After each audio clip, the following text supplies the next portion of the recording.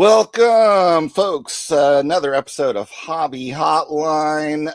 We have got a great show lined up with me this week. We've got Uncle Rich Klein and Alex, Army ATC 22. How's it going, guys?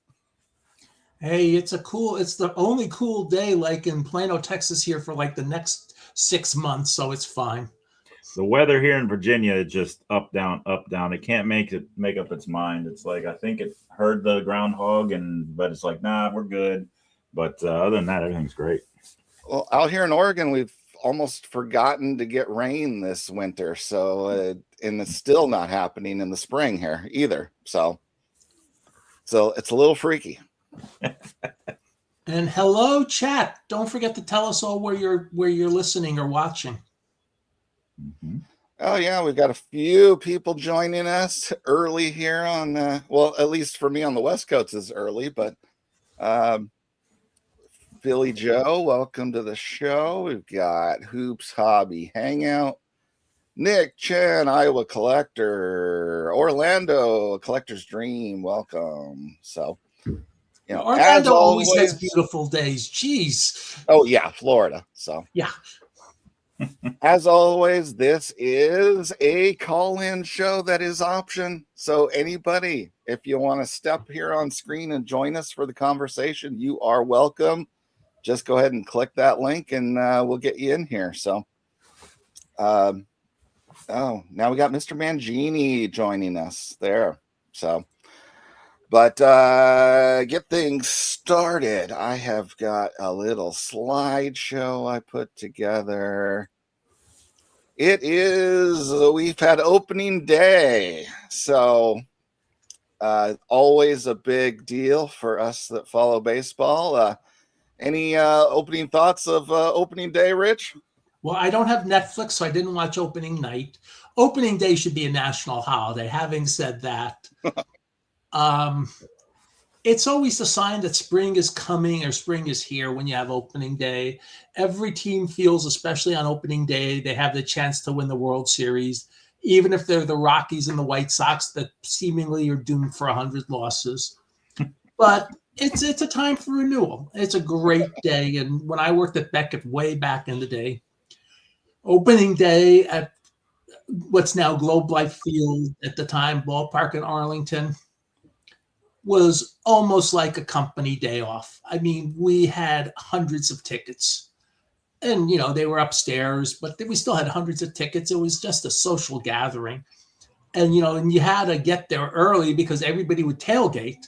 So you'd be, you might get an hour or two of work done and then, I'm off to the ballpark. Or you just say, I'm taking the day off. So it was always fun. And I loved going to opening days when I was in New York way back in the day. And I remember in 1985 at Shea Stadium, which is the coldest place on earth. Mookie will know this about Shea Stadium. When Gary Carter in his first regular season game as a Met hits a game-winning homer to send us all home to get warm after we all sat in the freezing cold for several hours. And it was an extra inning game too. And he hit it off Neil Allen, who was a former Met reliever who got traded for Keith Hernandez, a cornerstone of the great Mets teams of the late 80s. Nice. All right. Alex, I know your preferred opening day is still 6-7 months away, but any thoughts on baseball opening? No, I love all sports. Yeah, football I do a lot more in, but baseball, it's America's pastime. I grew up playing it. I was center fielder and everything else, but it's like opening days turn into an opening weekend. Is it not? Like, I mean, there are still teams, 2 days later after, that one game on Netflix that's still having their first game. But it is like Rich was saying, it's more of the, the family going out to, the ballpark. This is the time frame when some of those teams that, might not be that decent at the end of the year, they have the whole stadium filled. It's that time frame where those players. I mean, you talked about the White Sox. I think they had a pretty good first opening day with their big rookie from Japan coming in there and hitting a home run in his first appearance. it gives those teams a little bit of hope, right? A little bit of hope out there. Be like, okay, look, we got fans out here, and then might just gradually down. But then you have the other side of the, you have, Aaron Judge getting the golden, sombrero. You got Paul Skeens not making it out of the first inning. You got all that flip side from the people that crushed last year. Now look how they're starting this year. So I love it. I love it. Like you said, it should be a national holiday for all the sports enthusiasts. I should point out Mr. Judge hit a homer last night. He did the next day. Maybe he needed to shake off the. Everyone's saying the World Baseball Classic, a little bit of rolling over, and so we'll see. And it was fun to see Mike Trout playing center field, and I hope he can stay healthy the whole year, and hitting homers in the first 2 games of the season. Yeah. And Chase the Louder of the Guardians. Hey, I got that right. I usually by default call them Indians. Hitting 3 homers in his first 2 regular season games, because he's already played in the postseason before he ever played in a regular season game. When did MLB become like the NHL and you could play in postseason games before you ever played in a regular season game? That's wild. Well, I think the most significant thing this year with opening day is probably the shift to streaming services. As someone who was a very early cord cutter and only got cable back 5 years ago when my dad moved in with us, then I have him coming to me, how do I get this Netflix app to work so I can watch the Giants and the Yankees game? And it's been a narrative kind of in the NBA for the last 5 years that viewership was supposed to be down. And now this year, games are readily available via streaming services, and they say the viewership is strong and fine now. So, I mean, it's really a case where audiences, especially younger, have cut the cord. And, if all they do is show games on cable, then people aren't going to be able to watch as much. So I think it's a huge positive for the long-term health of the sport that they finally got the shift to streaming. So. Well, I think you hit on a key point when you said the NBA and younger audiences. Baseball is an older audience, and we don't want to search 7 different streams and even the NFL is beginning to have this problem. I mean, the NFL has games on what? Netflix and Amazon and all these places, and they'll probably have more. And financially, that's good for them. And at least for the NFL, they're smart enough to know if your team local is either home or on the road, even if it's a streaming service game, it will be on some available network, station in your home area. So they're smart enough to make sure that happens. But how many times have you heard complaints about you're in Houston, Texas, and you can't get a St. Louis Cardinals game on the stream? I hear those complaints all the time. It's like, if you're going to have a stream, just make it open to everybody. People used to think back in the day, way back in the day, that, if the game's on TV, the fans won't come to the ballpark. It's actually the other way around. The more you put on TV, the more fans came to the ballpark because they got energized by seeing the games on TV. Oh, yeah. They build the interest in seeing the team, and so then they're encouraged to then make the trip to actually see them in person. So. By the way, Andy brought up a great point. I'd like him to elucidate on this a little more. He talked about families going to the game, and we were talking in the green room before the show. And so we're going to slide a little. Opening day is a family event, but you do a lot with shows. Let's tie this into the hobby as well, how opening day things can be related to families, and not just fathers and sons nowadays, fathers and daughters, especially with TCG, Pokemon, One Piece, Bo Jackson's Attack Battle, all this stuff at the shows. Not in the back. Yeah, I mean, the show. Not in the back. My wallet fell out at Tom Thumb yesterday. Okay. So I called them. We're going to leave a little early and go pick it up. Okay. But that's where it is. Okay, I was doing a webcast. You didn't tell me. Sorry. Well, that was important to ask about to tell me about the wallet. Go. Okay. Did I just get on air? I don't know. We're giving her 5 seconds of flame, so she can come back. There you go. Okay, well, she unfortunately dropped her wallet at Tom Thumb yesterday, and they found it, and she's got to go get it back. Yeah, you're talking about the experience with family, friends, everyone else, right? Yeah, the first call in. Your wife's the first call in. That's awesome. But now to the booth, we brought in Rich's wife. But it's those experiences, bringing friends, families to card shows. It's just like opening day, just like going to the ballpark, going anywhere. Realistically, go on vacation and stuff. You can incorporate the same type of stuff. Like when you go to a ballpark, you're like, oh, I want to get some food here. Maybe we're going to go see the new museum piece they might have on display there at the ballpark, or the let's go check out the shop. Maybe they got some cards in there, since Topps is in a lot of these type of facilities, and you got these other shops like Card Vault type by Tom Brady and stuff opening up shops right there at the stadiums, right? Given that experience for the card experience. But tying into card shows, it's the same thing. You're going to go to a card show, you're going to go see certain vendors, maybe you're going to go see some of the players and get autographs if they have autograph guests there and everything. You're incorporating the fun times and experiences with family and friends, at both locations. And I mean, there's a price points difference in both of them, right? But it's overall a great experience. And I will also point out that I know one of my former ComSeat teammates is managing the store that's opening at the old Globe Life field, where you can see it as you're coming into the new Globe Life field, and they anticipate a lot of traffic. And I believe the Rangers are a partial partner in that store too. So you might see some more of that synergy. Much as I hate that word, you might see some more of that synergy as well. Nice. All right. Well, to wrap up this topic, I did put together a couple of questions for predictions here. Feel free to chat, participate as well. First one. Is anyone ending the Ohtani Judge stranglehold on MVP? What do you guys think? What do you think, Rich?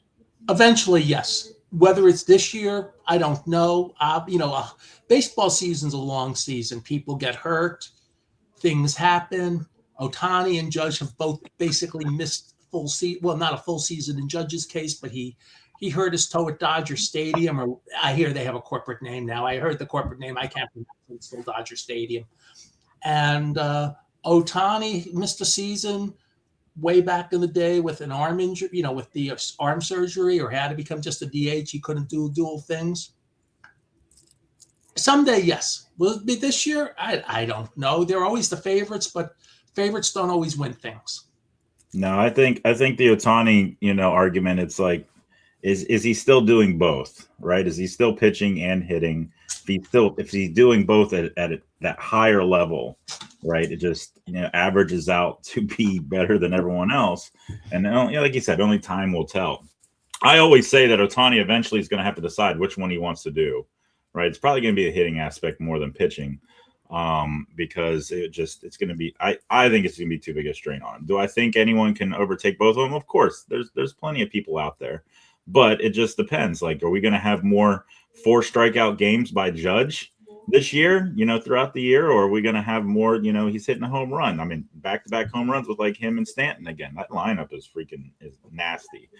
There's a lot of lineups out there that are really stacked. And some of those individuals that are in between there, like Gunnar Henderson's supposed to have a great year, Acuna's back and everything else. I mean, he's healthy. How is he going to do? Because the lineup around them, it's like you can't just pitch away from them, because you still got other huge hitters coming up behind them. What are we going to see with Kyle Raleigh? Is he going to have another great year as a catcher? So I think those two are still almost a lock for it, but I think they have a few individuals that are chasing them, and they're pretty close. Well, Kyle Raleigh, you have to admit, has one of the best nicknames in baseball. He does. A big dumper. Love it. Well, I mean, Ohtani's still in that prime athletic years age-wise, whereas Judge, he's starting to reach, being 33, that is the time when some guys start decline, when they don't have unnatural means to delay that. So, but he's such a big dude. I don't know. So, but how much? So I haven't looked at the numbers. How much more did Ohtani play in Japan before coming here compared to Judge playing in the minors coming up to the majors? Right? You know, that wear and tear might be there for Ohtani. They're there for both of them. Judge, don't forget, played college ball too. Yeah. And one thing with Judge is the last thing that goes on a lot of these players is the power. Judge may not hit for as high as an average someday, but the power is the last thing to go. Even Babe Ruth, near the end of his career, could still hit 3 homers in a game. And by the way, regardless of what that terrible Babe Ruth movie said way back in the day, he did play a couple days after that 3-homer game, including the first home run ever hit out of Old Forbes Field. You know, so, you know, even a washed up Babe Ruth could still hit 3 homers in a game and still was basically as bad as he was for the Boston Braves. He still finished second behind Wally Berger that year in most homers by a Boston Brave that season with 6. All right. I think we'll move on to the next question, which is going to be, is anyone dethroning the Dodgers?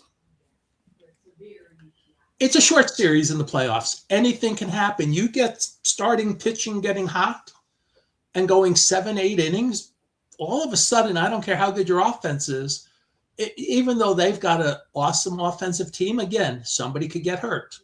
Things happen. People don't hit as well in the postseason because you're playing better pitching. 2005, the White Sox rolled through the playoffs just on basically on the strength of their starting pitching in the late Bobby Jenks.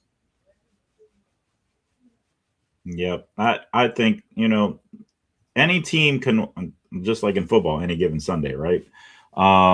Any team can win any day. It just depends on the pitching. The pitching is huge. The bullpen's huge. You know, how's the bullpen for the Dodgers? How are they going to hold up? I mean, they've sent down, you know, a few of the pitchers from last year. They're not even with the rotation this year to start out. So, of course, they have the power, the hitting, and everything, and they've even bumped it up a little bit. But I think there are teams out there that could beat them. Who they are, it's just like, well, give it.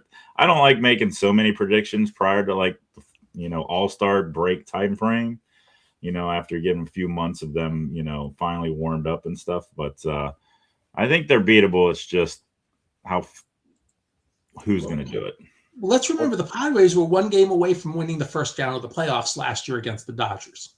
Yeah, I mean, the Blue Jays almost beat them in the World Series. I mean, it took them. They had to come back. The Dodgers had to come back against the Blue Jays. And by a player that hardly ever hits a home run, hitting a home run in the 9th inning, not one of the people you would have expected. Some guy, you know, basically their backup shortstop. Yeah. What about you, John? What do you think? Well, they're clearly the best team that money can buy, and they feel like they are just outrageously spending similarly to Steinbrenner's heyday compared to everybody else, only they're doing it much more intelligently than what occurred during a lot of Steinbrenner's heyday. So, well, remember the GM or the president or whatever his thing is, Andy Friedman, who learned how to do that type of stuff with the Tampa Bay Rays. He learned how to do it without money, and when he had money, he did it even better.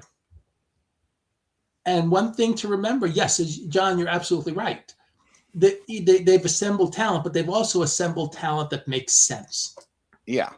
You know, and that's something you can do. One of the things George Steinbrenner screwed up in the 80s, he kept signing first baseman DHs. You only need 1 or 2 of them in the American League. You don't need 6.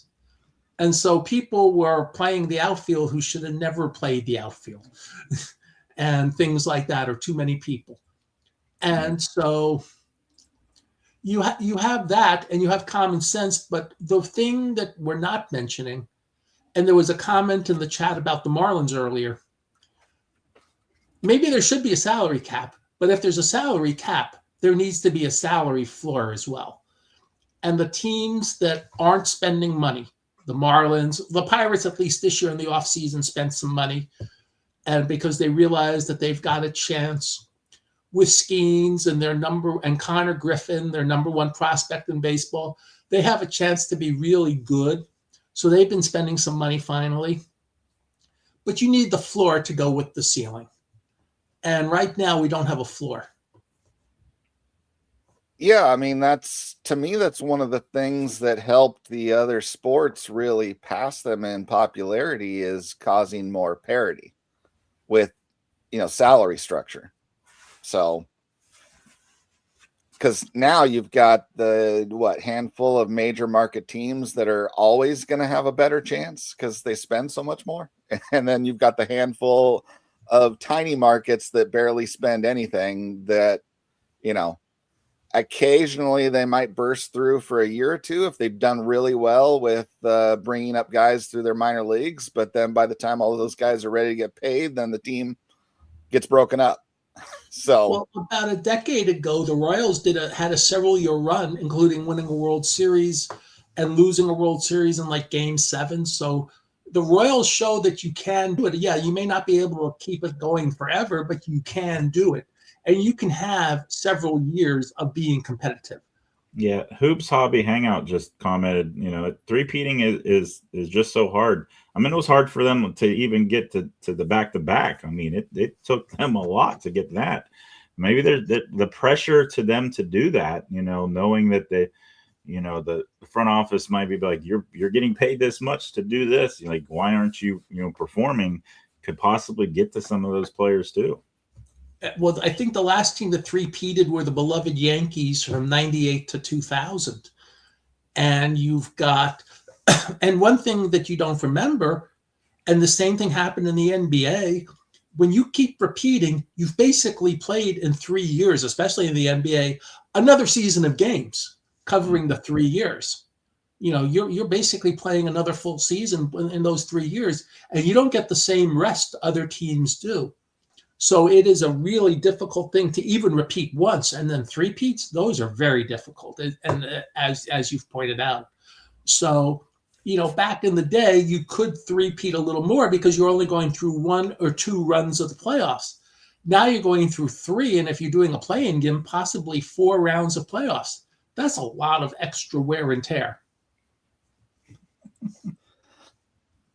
All right, this is a fun topic that we will get to see play out over the coming months. I think it's time to move on to the next one. Not as fun a topic. I think we'll cover it fairly quickly, to those of you in the chat who have no interest. But lawsuit dismissed by against Fanatics about them being a monopoly. So, irregardless of the lawsuit, do you believe Fanatics has a monopoly over the sports card industry? What do you guys think? Yes, but I don't think it's as bad as everybody thinks it is. And the reason I say that is that this complaint was about overpricing. Many people in the chat, I'm going to say, are more sophisticated collectors, and they don't buy unopened. Or maybe they buy 1 or 2 things, and then the rest of the time they don't. They just buy the singles that they want. I saw an Alec Bohm quote earlier. I saw Juan Soto, and a lot of times people will just wait to get those cards of those players. I know my very local card store, one of the Waxed Empire, that I think on track to have 30 card stores by the end of the year. I can go there and I can spend $30, $40 and get a blaster box of some sort. I don't have to buy the $500 box. I can enjoy buying a blaster box of Topps or a mega box or whatever of Heritage, I believe they made those this year. So that is kind of a silly argument about the overpricing. And that was the key point of the lawsuit. There's, I go to the Dallas Card Show. There were millions of dollars being traded, and yet there was a guy at the last show. He and his wife made shirts for a lot of us that inhabit like one of the tables in one of the side rooms that has quarter boxes and dollar boxes, and they made us cards saying quarter box king and dollar box super king or something like that. It was really a nice thing. Yeah. And so I can buy cards for $0.25 at the Dallas Card Show. I don't have to buy cards worth hundreds of dollars at the Dallas Card Show. I can go to the wax store, or I can go to my friend RJ Duke's store, or I can go to the other stores in the area not owned by wax. And you know what? I can still find stuff to buy. You just have to understand that the barrier to entry on the more expensive products is a little out of a lot of people's levels. And I hate to tell you that, but that's in the hobby, that's sad, but that's life. Everything, unfortunately, is going up because we've done such a great job of making the hobby successful. So what do you think, Alex? Monopoly is in a sense, like it's hard to, like, Panini, all the other companies had opportunities to bid too. Yeah, they outbid them and everything else to get like the licenses for the sports. Fanatics is when they took over, when they bought Topps, they said they want to be in, they came out saying they want to be in all aspects. That's why they're making supplies, you know, the magnets and it's not just the actual boxes of cards. They're in the supply game too. They're wanting to do so much more. It's like they have one threshold over everything. And I feel like any company that's in the space would want that type of stuff, everything internal. With them getting all the licenses, right? You know, it's been back and forth. Topps has always had baseball, so they've had the monopoly technically on baseball this whole time. But for me, I like the aspect of everything being in one location, one company running it and everything else. And hopefully they learn from the mistakes from one product to help the others. And maybe it's coming together and, you know, getting back to like Topps Chrome across all the sports, having the same numbered parallels, colored parallels, instead of, you know, of red being, you know, out of one product and this numbered out of another. I like the combination of all of it coming together. And hopefully, like, we don't know how it's going to be. Like we can speculate all we want and everything, how it's going to be when we have the trends and everything. And I just hope that, you know, it's good for the people that want to buy the blasters, the same as the people that can't afford the $1,000 boxes. I know I can't. But that's two individuals that are collecting differently. And that's what's great about this industry, about this hobby, is it's like, you don't have to, like Rich said, you don't have to go buy those $1,000, $2,000, $5,000 boxes. It sucks because you would love to get those cards out of there, because those are the cards that are featured so much all over, you know, the internet. But have fun ripping the blasters, have fun ripping packs with someone, you know, that you know, and everything else, and do what's within your means. The hobby is meant for everyone. You just don't have to go out of your way to be part of the other side that maybe that's just not for you. I will also point out that when Fanatics got the licenses, and somebody alluded to this in the chat about how Fanatics had their logo during the telecast on opening night. They own all the pro shops. And so one of the things they stressed when they took over, so to speak, was they had relationships not just with the leagues, but with the players as well. And the MLBPA, and then we'll say the NHLPA, and not the NBAPA, and the NFLPA, that's what I meant, and the owners, everybody's bought into, we can make more money, and we can not just make more money, but we can increase our reach. And that, you know, and you see Fanatics cards in a lot of places you have not seen them before. And so that's kind of cool. But I saw, and I forgot what it was. I forgot the product, but I saw something coming out in like August. And it's not a licensed product, but it's like the old MSA products, you know, where it's going to feature the players. It's a player association thing, but it's going to be with a product, and it's going to be part of the product. And so it's kind of cool to see that there's still ways around, you know, worrying. You can do things outside Fanatics too and enjoy the hobby. And that's really cool.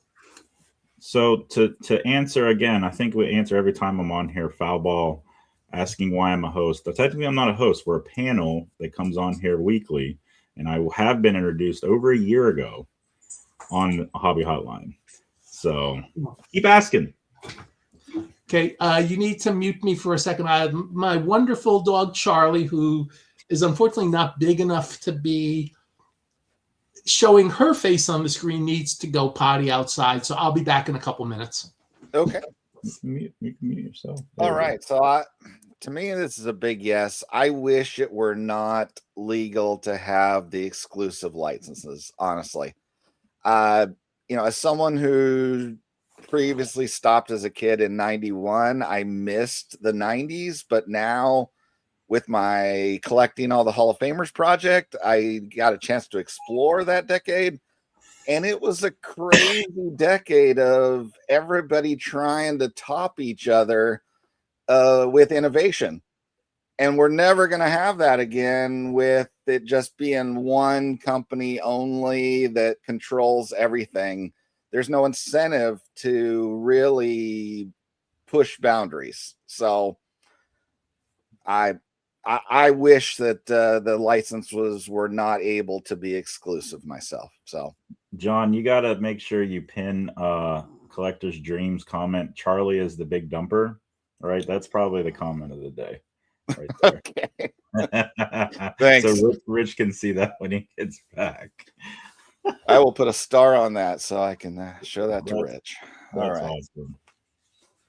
But the next question I had, because we got to keep it moving, is will the fact that this lawsuit was filed have any effect on how Fanatics operates? I'm guessing no. So,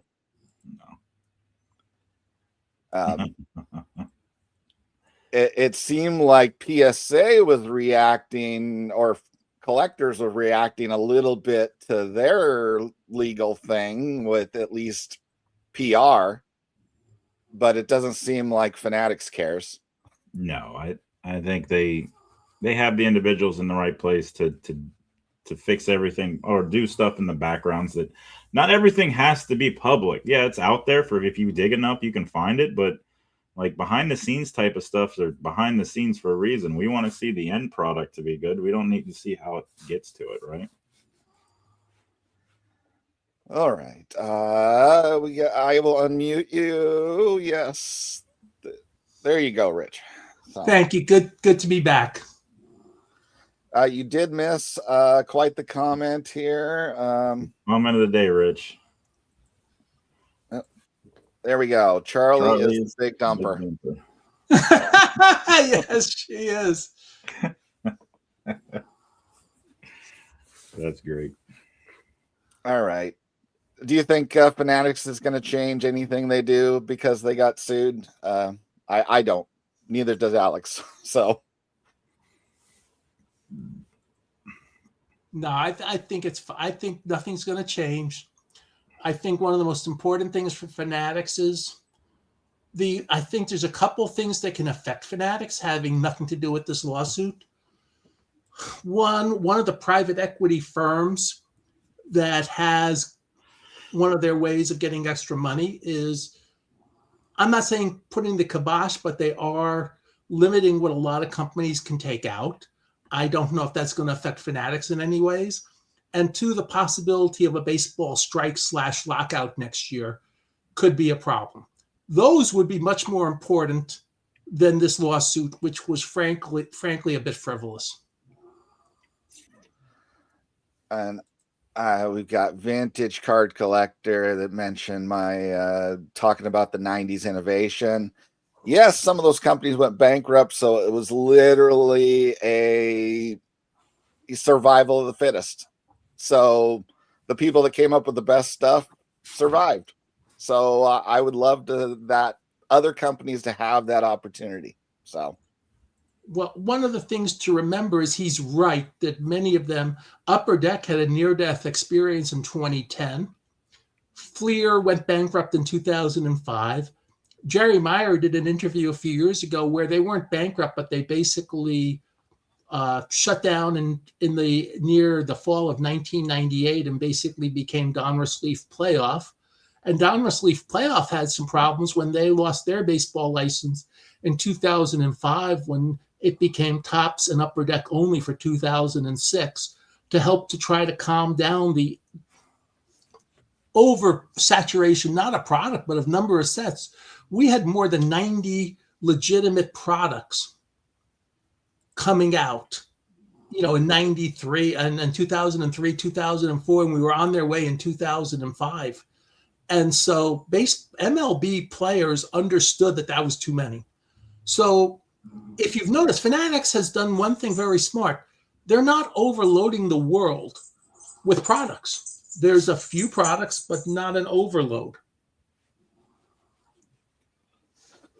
All right. I think it's time to move on to our next topic, which is Target is expanding their card offerings. They're going to have the cards again fully in stores. And not only that, they're talking about this fan central area of the store where it's going to be like not just cards, but the apparel and like a sports little section, to me almost sounding like how they cordon off the electronics area. Sort of feels different in the Target than the rest of the store. I would say it's probably gonna, look at the mold of the collectors clubhouses. I think they are Dick's, right? They turn those sections of certain Dick's stores into a card area. They're probably not gonna have singles there, but having the apparel and stuff, they're dealing with the sports aspect. I think it's going to kind of be like that, and having all the cards aspect if they're going to go into it. That's my thought when I heard about it. Yeah. So then I guess my question is it some kind of indicator here for a change to modern sports card hobby? We're seeing it happen. It started, early on years ago with GameStop, right? And then it's moved on to Dick's. Now Target's talking about it. Walmart said they're getting them, and Walmart has their Walmart Live and stuff too.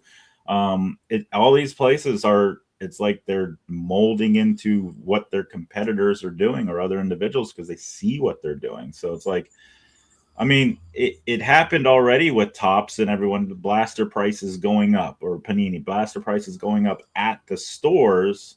They're getting ahead of the resellers and stuff. A blaster used to be $19.99 and they're $39.99, right?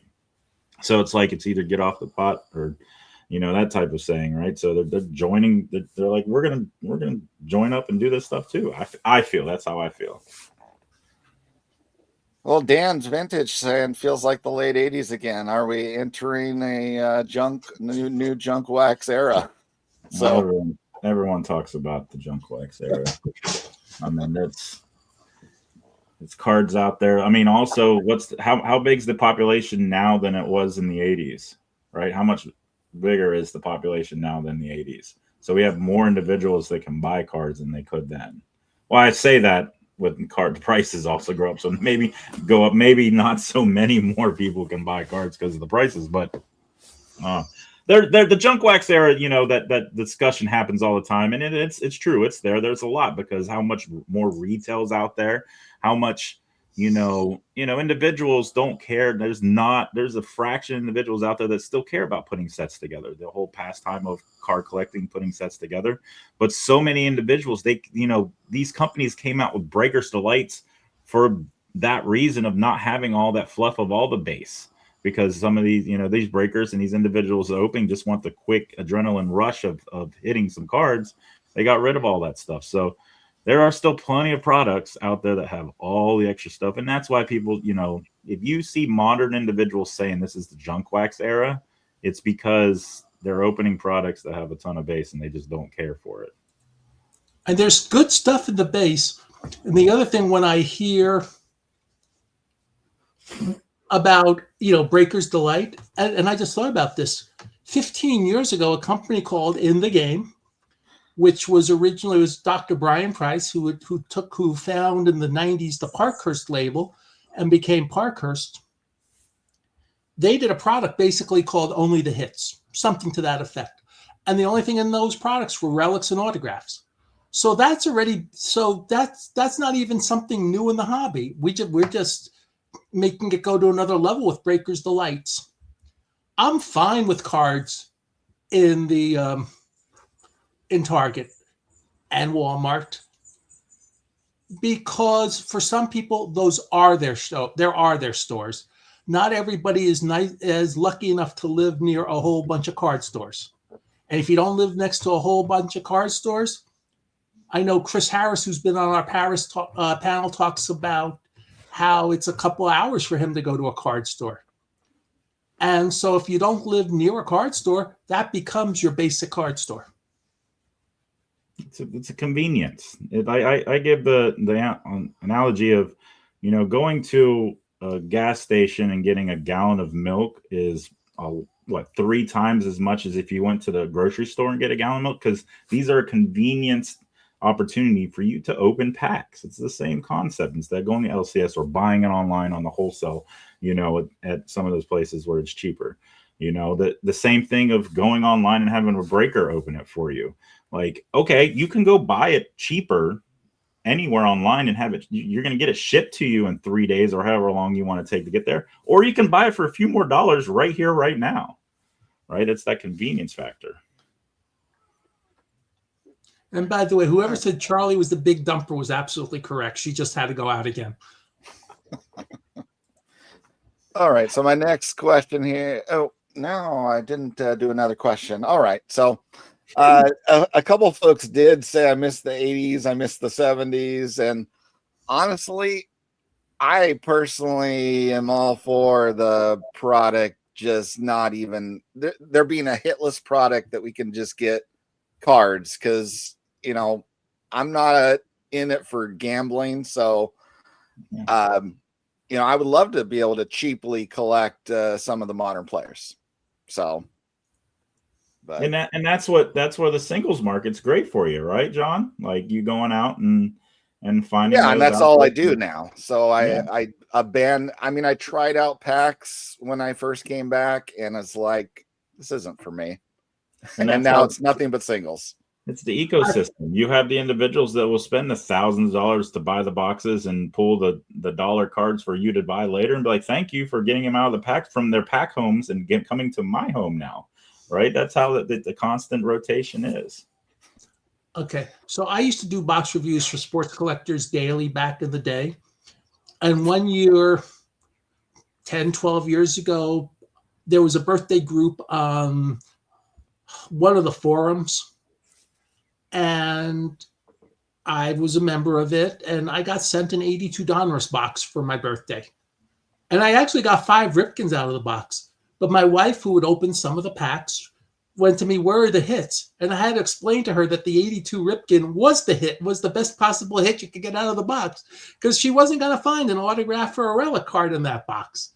So, there's a lot of, and I'm just going to say she's a newer collector.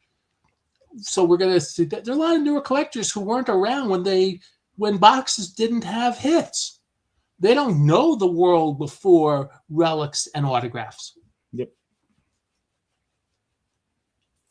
Yep. That's what I mean. To be completely honest, that's what brought me back in 2008 as an adult. Back when I was a kid with my dad and my brother, we were opening packs. We were taking the post UPC, sending them in, and Post Cereal would send us the small little packs in the mail and everything. Right? We would do all that fun stuff. We'd have a ton of Post Cereal around the house, Sugar Smacks and stuff like that, because we wanted those cards to come in the mail. That was something cool that me and my dad collected. And then went through some tough times in the Army and stuff like that. And one of the days in 2008, someone was at work there was a family day, and someone brought their kid in, and they were opening 08 Topps Chrome baseball. And I'm like, I remember doing that with my dad. And then an autograph came out, and I'm like, I don't remember that though. So then I started looking more into it, and I got more back into this industry, because that one little instance, I remembered something, but it's evolved into this other stuff, and it's just blossomed from there. A cooter with the great typo of the day.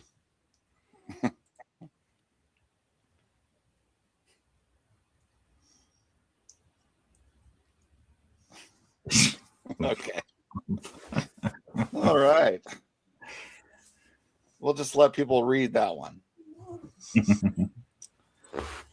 All right. I think we're ready to move on to our 4th listed topic here. Let me throw it again out there. If anybody wants to join us, you are welcome. Just click that StreamYard link and you'll be popping on screen with us here. But let's move on. There's a 49 Leaf Jackie Robinson that's a PSA 7. There's only 50 higher graded. It's up for auction starting Tuesday night in a Pristine Auction Live Elite. I might be ticking off Alex's sponsor here, but I could not help myself, and I need to stay true to our vintage community. And I got a game for us to play. Here we go. Which card looks better? Is it A, B, or C? Oh, it's clearly it's B. Like I'm not give me a second. Quick eye appeal. It's just the color is just better as B. Give me a second to pull this big screen up. And I'm gonna look on the stream. I've turned the sound down for the stream. Of course, I get all these ads on my way to Hobby Hotline. And okay, there we go. They all look good. I mean, they all look good. I feel like you brought the tint up on one for a reason. Just saying. I think one thing with 49 Leaf is you can see every card there are color printing differences that can be quite a range with that set. So yeah, I mean, there was a great book written on 49 Leaf, and he went through the circle. He went through a lot of people interviewing him, and 49 Leaf's a fascinating set. I kind of like the one in the middle the best. It just, to me, it looks the best, but that's me. And what would you say looks second best? I would say the one on the right, because the color is sharper. And to me, the one I like the least is the one on the left, because it just looks the yellow looks more faded. All right. Everybody ready for the reveal? Oh, yeah. I already know where this is going. Just letting you know. The card on the left is the PSA 7 that is up for sale. The card in the middle is that very special one that sold just a couple weeks ago for $27,000. And the card on the right sold in December in REA for $25,000. So B and C are right now the highest sold card in that particular grade within the past year. And then the expectation for a card that has a 7 on the label is to be somewhere in the neighborhood of 90,000. So, yeah. So, no, I get the point you're getting at. Like with me, Pat Tillman's my PC and everything. It's like a lot of the stuff. Like if this is a PC card for me, are you buying the grade or are you buying the card? Right? Are you buying? I'm buying Pat Tillman. I don't need, for my collection, I don't need graded cards. I don't need it to be PSA 10s. I just want them in my collection. Right? Yeah. And it's the same concept with this. Is like for a Jackie collector, just like, okay, I don't need it to be a 7. I just want it. But when you go as a collector and you want to visually display it, like, of course, that the middle one, just pops a lot more because of the color easily. Oh, yeah. Which is why it's sold more than a 4. Yeah. So right now that comp is 27.6 on that middle card versus the highest sold 4 in the last year is that one on the right that's 25,000. So remember, technical grade and real and eye appeal grade, especially in vintage, are two very different things. Yeah, to me, the one looks comparable to what I looked up as like there are 7 9s that exist. It is comparable to those ones. It just has a Mookie special pinhole. What's wild is there's 2,100 of these cards graded total in the pop count. So it'll be interesting. It's going to be very interesting to see a card like this, start at the dollar auction and see where it goes. See if that room, how much buzz it has, how many individuals are in there. Like I'm going to be just watching. I wish I had the money to buy it myself. But I was kind of upset. I was really upset, as everyone, if you don't know, that I am an affiliate with Pristine Auction and everything, and they brought us out for headquarters tour. We went to spring training. We went to Arizona State Card Show. It was all in the same weekend. this card hasn't came in yet. They're just like, we'd love for you guys to do something on it, everything. I'm just like, I want to hold it in my hand. Like, I want to hold this card in my hand. I want to see it. Like, I'll do stuff online for it and stuff, but I want to physically see this card, and it wasn't there yet, so I was upset about it. All right. Well, you might like me even less here with the next slide, but I would love if you got an audience with them to inquire as to what's going on here. So I saw how they were advertising the card in a video on Facebook, and they zoomed in tight with the card, and then I captured a still image of how that looked.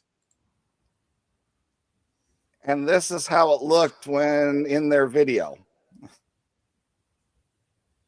So what's the deal here? It's like the lighting is so bright it hides every flaw in. That's true. You can clearly tell it there. That's the deception a lot of these certain companies and stuff can throw out there and everything, and it can be the lighting trying to make it look incredible, right? For the buzz and everything. But again, so the audience that you're bringing in for this type of card, are you think more people are coming in to bid on this card because of the eye appeal, or you think more people are coming in to bid on this card because of the grade and the rarity of it? That's probably what ends up happening when you have a card this expensive. People are just care about the number on the slab, honestly. The collector community would much rather have that beautiful one. Yeah. I mean, and these auction houses, they all of them, not just pristine, every single one of them, they want to be the highest one.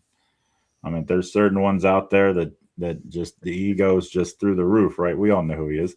That just has to be bigger. I don't understand why he always does knife hands, but they're always trying to outdo each other, and I mean that's great competition. The people that have these cards, that's great for them. Hopefully they get the highest that they can get for it. Kudos to that seller. So, yeah, that's okay. So sorry I couldn't resist. I know you're about an affiliation, but it's an open forum and everything, and I'm all for it. All right, so that is our planned shows. Did we want to? We're not full hour yet. Did you want to briefly mention about the football cards? Yeah, I think we, and remember this is the 28th. So in 4 days, Fanatics takes over the NFL football license. And as pointed out, how many of us in the world, now I'm not talking about in this chat, I guarantee you there's a ton of collectors looking so forward to Topps and Bowman Chrome football of NFL players, just like there was back in the 90s. Yeah. And so we kind of see a preview happening, right? What they're doing with Bowman basketball, what they'll probably do with Bowman football down the road too. One of the questions I had was like, when they got those college licenses, when they were doing Bowman with just college products, making those Bowman first, I'm like, will they eventually do the same thing like they used to with the Bowman and everything? Are they going to do that with the NFL aspect or the NBA aspect, right? Well, Bowman basketball is coming out, and it's going to have both college and football in it. So the Bowman first will be the college, and then the rookies are going to be all in there. So they're going to do the same with football. Now, Panini, if individuals there that know the current, modern market, they saw Panini Black football come out. Not one active player was in that product because no information came out or whatever, but apparently they might have lost the NFLPA rights to use active players. And so that whole product is retired or NIL players. So some of this shifting was already happening. And I believe the new product that just came out from them too, Silhouette for football, is the same exact thing. It's all retired or NIL players. There's no active players in the whole product. So they're not going to sell very well. I made a video on it. I was just like, trying to. I mean, they pumped it with the mangas, the color blast, all those chase hits that push out. The main chase is, of course, my collection is Pat Tillman.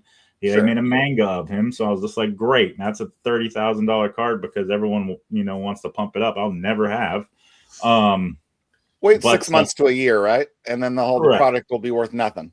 Correct. And that's what I said. If people are so focused in the modern market on rookies, they are 100%. And, the bigger players like Mahomes and stuff like that, right?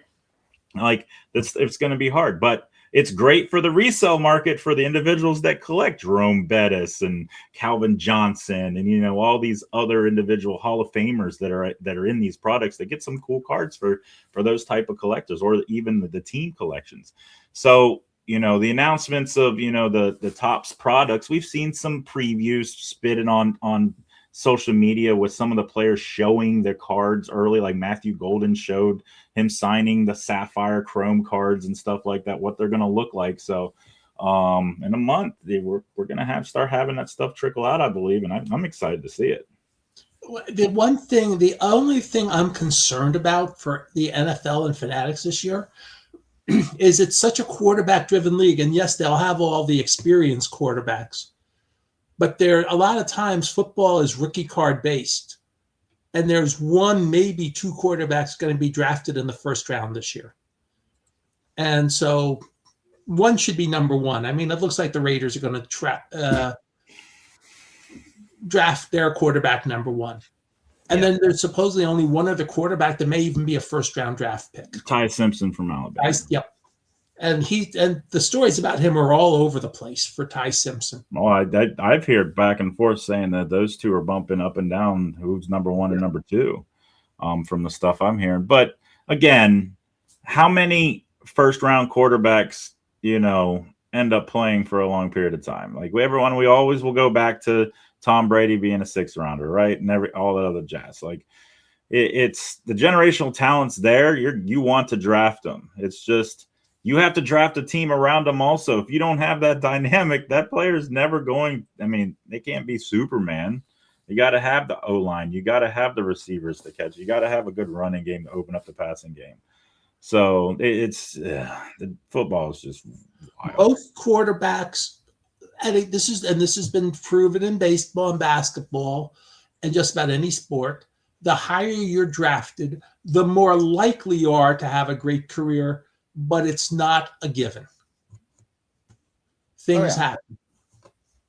And with the quarterback, you could have the strongest arm, be the fittest guy, but it's so much like the brain that separates the success from the failures at that position. So I don't think so. Mad City talked about that. I don't think they haven't officially announced anything yet with Topps for the boxes yet, or whatever for what products. So I'm speculating it probably will be soon. We don't know. I'm wondering if an announcement comes out maybe like right after the first. A lot of these companies, Topps and Fanatics seems to they get out information as quick as possible because they want to hype it up, which is great. Get the everyone's been waiting for Chrome. Everyone wants Chrome. We love Topps Chrome. And I've seen a lot more individuals, on the social media side, YouTube and other places they're opening older Chrome products because they're in preparation. It was like, we're going to get back to opening this stuff. This is pretty cool. Oh, real quick. Did you catch Yank Me Card Steve? I think he served with a Kent Tressler in the U.S. Air Force. Is that a relation is what he was wondering? There's no relation. So I was trying to think. I don't know anyone under that time frame. So my uncle Robert was in the Air Force. It was well before that. I think might have been around that time. He was in the Air Force, but we're from Maryland aspect, Maryland, Lower PA. That's where my family's from. All right. And then the other thing I thought I was wondering is, are they going to be mixing the NIL guys with NFL in the same product like they're doing with basketball now?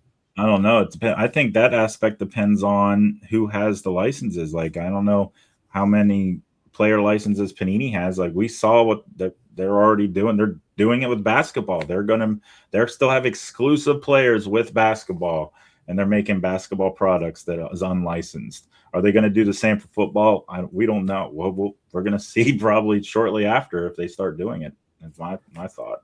So any of those licenses would instantly fall apart once they become members of the league. Then they fall under the NBA Players Association, wouldn't they? You would think. But going back to the modern market, everyone cares about their first cards these days, right? So they're like, we're going to get our money for this player having his first cards, like the Boozer twins for Duke. Their first cards, their only cards, are in Leaf products right now, right? They're not in any others because they were Leaf exclusive. So those exclusive. And I see the emails from Leaf every time Duke has a basketball game. Yeah, I mean, and that's smart aspect by them. If they're expected to be big players, they're getting in front of the game. There's kids getting exclusive deals in high school prior to even signing, after they sign with colleges and stuff. It's wild. Well, I'm glad they're getting paid, but I mean, and I read on ESPN, and I don't remember the guy's name. I think he's in Louisiana. He's got like his 7th year of college football eligibility to play this year for, I believe, Mississippi. I mean, it's just astounding. Mm-hmm. All right. Thank you, everyone in the chat, for joining us this morning. Lots of great comments from all of you, so thank you for that. Last words. What you got coming up, Rich? As I said, the Waxed Empire of Stores has a trade night tonight, so I'm going to pop into one of them just to say hi. I'm going to buy something heritage while I'm there for 2026 Heritage is out, and I've seen some of the cards online, and even the base cards look super. So I'm definitely excited to get something in 2026 Heritage today. And then next week is an Easter Sunday weekend, so I don't have much. But then there's a 300 table show run by NTX the following weekend, so that should be a fun show to go to. And I'm sure I'll be, doing other hobby things as well. But for now, that's what I do. And I also do a local newsletter for the DFW area, which I'm amazed by how much stuff's locally. And I didn't even catch everything for April, and there's still a lot of stuff going on. All right. How about you, Alex? Taking a few weeks off because, of course, I go to a lot of shows and stuff. I'm back on here April 11th, so it's a quick few-week turnaround, which is pretty good. But I think the next show I'm going to is the Pittsburgh Draft Show by Next Up, same weekend as the draft in Pittsburgh. So that's going to be pretty cool. That's something, down the road, Hobby Hotline can actually talk about that, how cool it is to have a show, there at the same time. Then right after that, hopefully I'm out at WrestleMania. So hopefully I'll be able to go out there and have some fun at WrestleMania. So that should be fun.